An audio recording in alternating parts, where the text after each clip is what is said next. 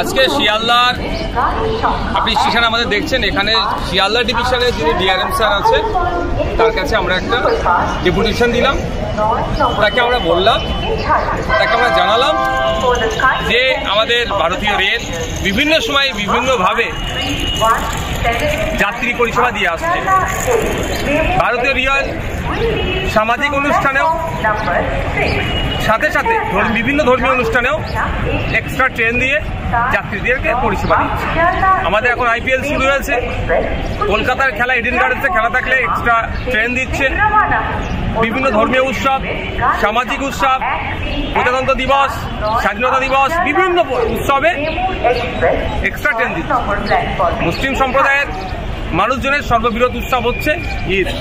এই ঈদের নর্থ বেঙ্গলের মানুষজন সাউথ বেঙ্গল থেকে যাতে ঠিকঠাক যেতে পারে, এবং মাইগ্রেন্ট যারা লেবার আছেন, সাউথে আছে, মহারাষ্ট্রতে আছে, আপনার হরিয়ানাতে আছে, উত্তরপ্রদেশে আছে, বিভিন্ন রাজ্যে ছড়িয়ে আছে, তারা এই সময় আসেন।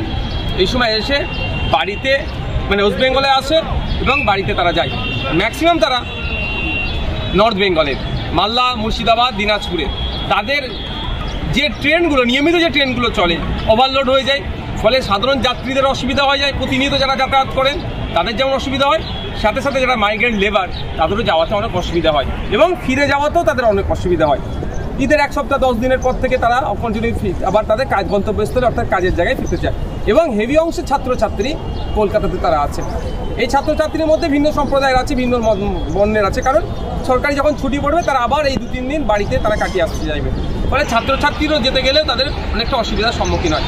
সেই জন্য যাতে এক্সট্রা ট্রেন অ্যালট করে সেই জন্য ডিআরএম স্যারের কাছে গিয়েছি।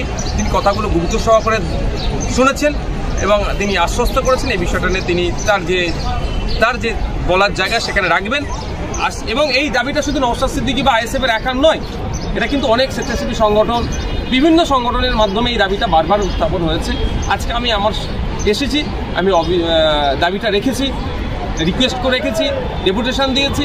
তিনি আশা করছি আমাদের মানে যাত্রীর সহায়তার কথা ভেবে, যাত্রী পরিষেবার কথা ভেবে, রেলের এবং বাড়তি ইনকামের কথা ভেবে তিনি এই ঈদের সময় যা নর্থ বেঙ্গলে যাওয়ার ক্ষেত্রে এবং ঈদের থেকে নর্থ বেঙ্গল থেকে আসার ক্ষেত্রেও যে এক্সট্রা ট্রেন যাতে অ্যালট করে তার জন্য আবেদন করছি।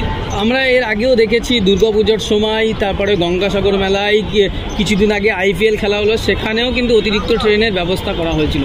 হ্যাঁ, কোনো বছর কিন্তু ঈদের ক্ষেত্রে এই অতিরিক্ত ট্রেনের ব্যবস্থা করা হয় না, বরং ভাড়া বাড়ানো হয়, ট্রেন কমিয়ে দেওয়া যায়, এরকম নানা অভিযোগ আসে। না, ভাড়া বাড়ানো হয়েছে বলে এই অভিযোগ আমার কাছে জানা নাই, তবে ট্রেন কয়েকবার ক্যান্সেল হয়েছিল এই অভিযোগ শুনেছিলাম।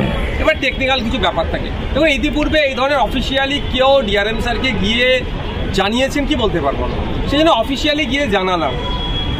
একটা প্রুফ থাকলো আমাদের কাছে, একটা রেকর্ড থাকলো যে আমরা রেলকে জানিয়েছিলাম, শিয়ালদা ডিভিশনকে জানিয়েছিলাম এটা করা দরকার। এতে শুধু যাত্রী পরিষেবা বাড়বে নয়, রেলের ইনকামও বাড়বে। আমরা রেলের ইনকাম বাড়ুক, সাথে সাথে নাগরিক পরিষেবা বাড়বে, দুটোর কথাই ভাবি। হ্যাঁ, আমি বলছি তো, বিভিন্ন ধর্মীয় উৎসবে, বিভিন্ন সামাজিক উৎসবে, খেলাধুলার ক্ষেত্রেও এক্সট্রা ট্রেন চালানো হয়েছে। কলকাতার ইতিহাসে বা শিয়ালদা ডিভিশনের ইতিহাসে অনেক রেকর্ড আছে। কতটা আশাবাদী? দেখুন, ওই কথাটা বলেছি, ডিআরএম স্যারের গুরুত্ব সহকারে শুনেছেন। আশা করছি এবারে পজিটিভ কিছু একটা হবে।